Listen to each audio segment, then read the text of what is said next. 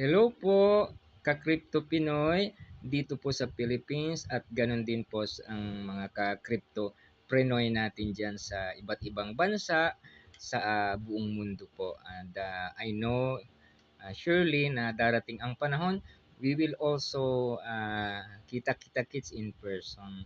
I have lot of things in my mind para mas maging maganda yung ating interaction.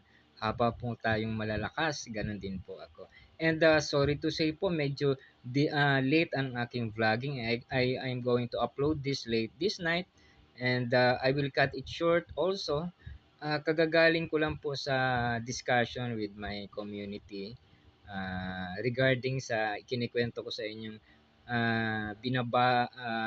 magandang maging isa itong cryptocurrency and network marketing even though it is happening in